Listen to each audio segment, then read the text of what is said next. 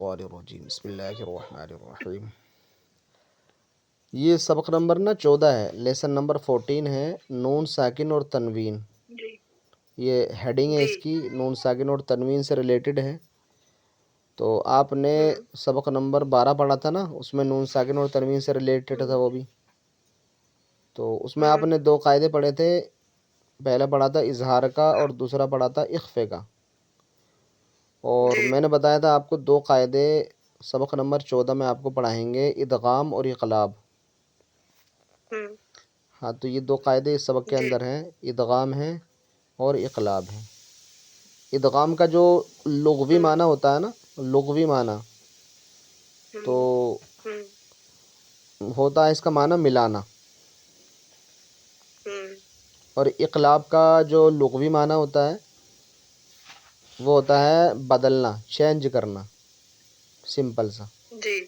ادغام ملانا، اقلاب چینج کرنا، بدلنا۔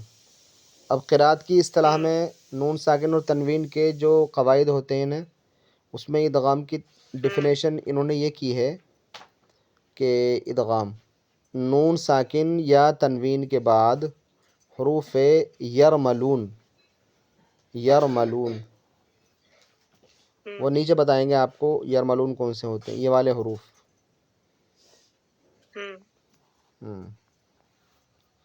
ٹھیک ہے، ابھی اس کو جو ہے نا، یہ نون ساکن یا تنوین کے بعد حروف یرملون میں سے کوئی حرف آ جائے، یعنی ان 6 حروف میں سے ان کا مجموعہ بنا دیا یرملون کر کے، تو ان میں سے کوئی بھی حرف آ جائے تو ادغام ہوگا۔ کس کے بعد میں آئے؟ نون ساکن کے بعد یا تنوین کے بعد۔ نون ساکن جس نون سے جزم ہو اس کو نون ساکن کہتے ہیں، تنوین کس کو کہتے ہیں؟ 2 زبر اور 2 زیر اور 2 پیش کو کیا کہتے ہیں؟ تنوین کہتے ہیں۔ ان کے بعد میں اگر ان حروف میں سے یا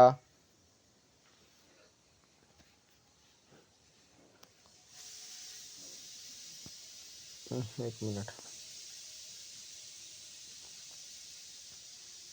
یا، را، میم، لام، واو، نون، یہ 6 حروف ہوتے ہیں، ان کو ہم ملا کر لکھیں گے تو اس طرح سے مجموعہ بنا دیں گے، یار، میم، لام، واو، نون، یرملون۔ اس کی کمبینیشن ہے نا؟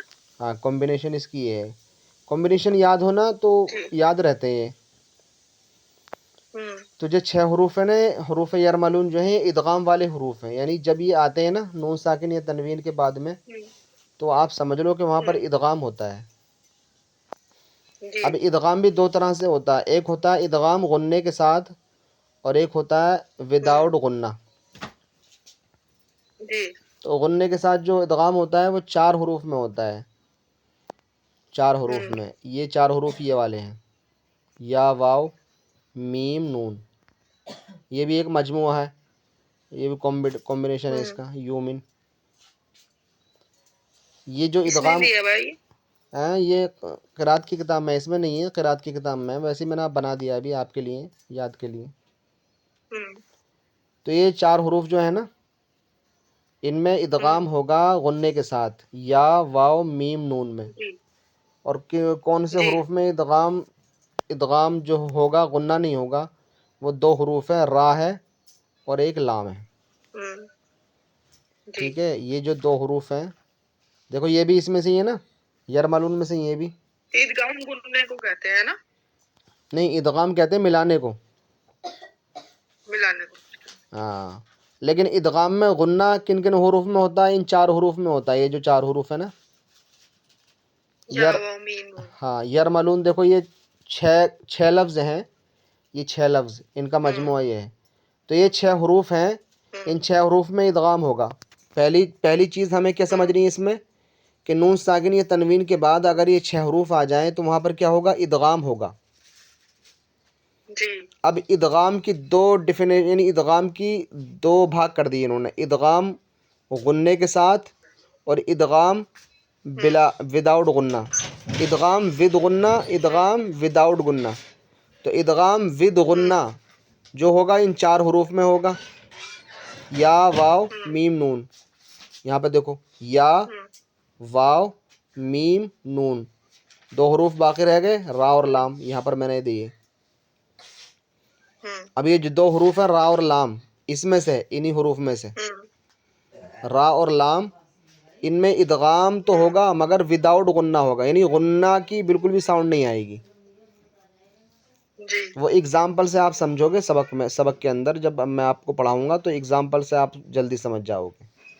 اور جو یہ یرملون والے ورڈز ہیں ان کو ملا کے پڑھنا ہے. کون سے والے؟ ہاں ہاں, سب کو ملا کر پڑھنا ہے, ملا کر تو سبھی کو پڑھنا ہے, پہلے حرف سے دوسرے حرف میں ملا کر پڑھنا ہے. یعنی نون ساکن کی آواز کو غنے کے ساتھ کہاں پر پڑھنا ہے؟ تو ان حروف میں پڑھنا ہے. ان حروف میں ہوگا غنہ, یا واو میم نون میں. نہیں ہوگا نا؟ نہیں, یار ملون میں ادغام ہوگا, لیکن غنہ کن کن حروف میں ہوگا؟ ان چار حروف میں. ٹھیک ہے, ان دو حروف میں غنہ نہیں ہوگا. ٹھیک ہے. ہاں, ابھی دیکھو آپ قاعدہ سمجھو, قاعدہ یاد کر لو گے نا تو بہترین سمجھ میں آ جائیں گے. تو یہ قاعدہ ہوا, ادغام کہتے ہیں نون ساکن یا تنوین کے بعد حروف یرملون میں سے کوئی حرف آ جائے تو ادغام ہوگا را اور لام میں. دیکھو بتا رہے ہیں, را اور لام میں بغیر غنے کے ادغام ہوگا, را اور لام میں بغیر غنے کے, اور باقی چار حروف میں غنے کے ساتھ. اور حروف یرملون کتنے حروف ہیں؟ 6 ہیں. کیا کیا ہیں؟ اور وہ یہ ہیں یا را میم لام واو نون. ٹھیک ہے. تو کس کس میں ادغام نہیں ہوگا؟ را اور لام کے اندر ادغام تو ہوگا لیکن غنہ نہیں ہوگا, غنہ نہیں ہوگا. ٹھیک ہے. اور بچے کون کون سے؟ یا میم واو نون, یا میم واو نون, ان چار حروف میں کیا ہوگا؟ غنہ بھی ہوگا. ٹھیک ہے, ادغام کے ساتھ غنہ بھی ہوگا. دو کیٹیگری ہو گئی. ہاں, دو کیٹیگری ہوں گی, ادغام ود غنہ, ادغام وداؤٹ غنہ.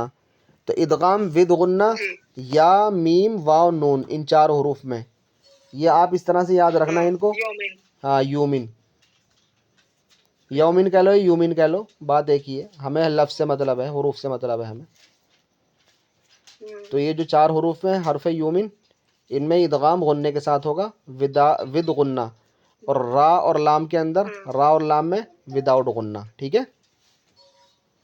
یہ اچھے سے سمجھ لینا کیونکہ بہت مین قواعد ہیں. ہاں, یہ میں رائٹ ڈاؤن بھی کروں گی کاپی میں. ہاں,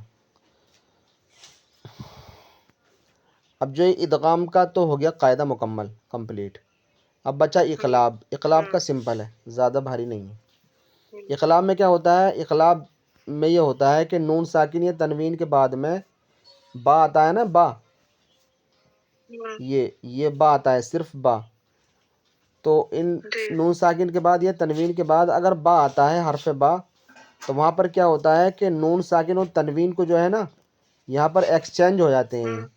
نون ساکن اور تنوین کی ساؤنڈ نہیں آتی ہے, پھر وہاں پر نون ساکن تنوین کو میم سے بدل دیتے ہیں, یعنی میم سے بدل دیتے ہیں. ابھی میں اگزامپل سے سمجھاؤں گا آپ کو.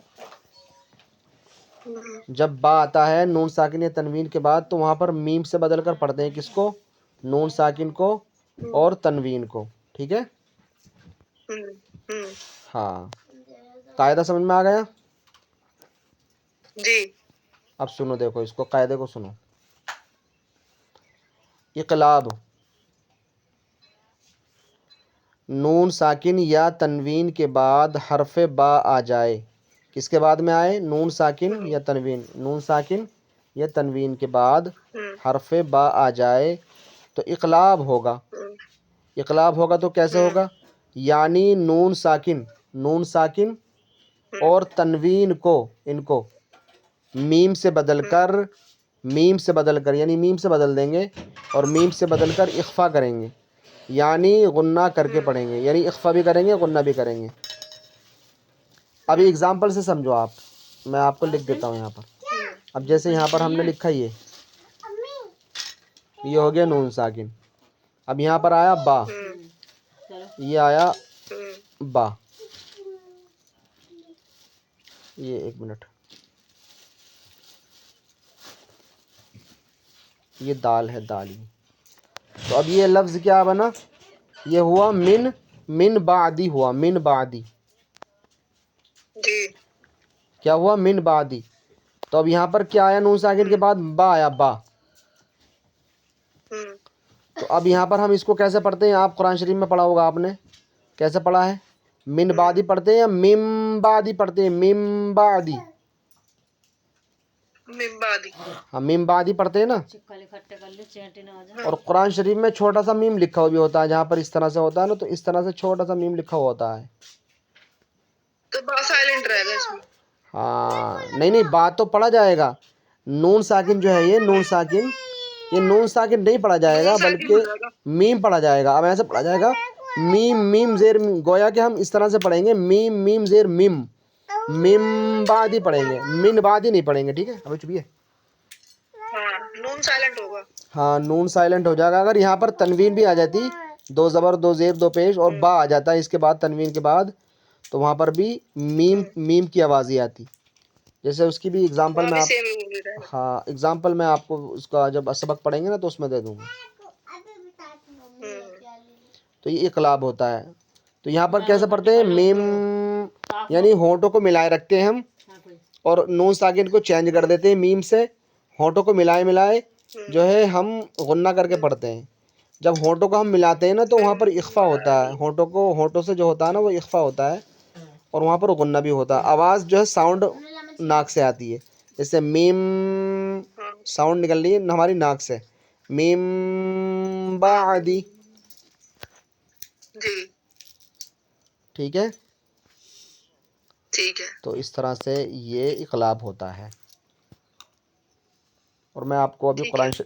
قرآن شریف میں سے دکھا دیتا ہوں اس کی اگزامپل. اور ایک منٹ.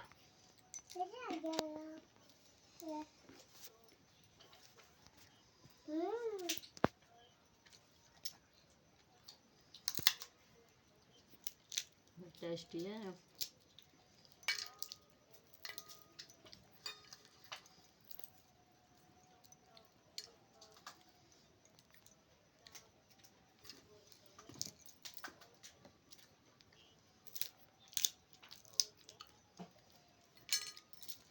چکن گاؤں کو رکھ لیا بیٹے، تو وہاں پہ رکھو.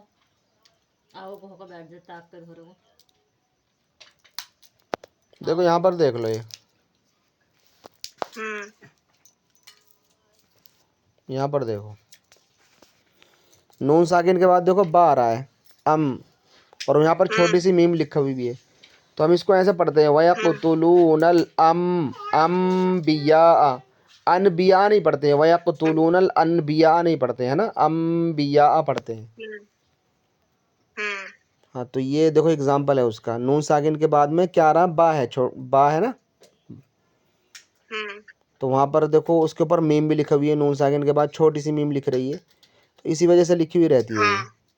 یہاں پر اقلاب ہوتا ہے، یعنی نون ساکن کو ہم چینج کر دیتے ہیں با آنے کی وجہ سے. ٹھیک ہے. ہاں ٹھیک ہے.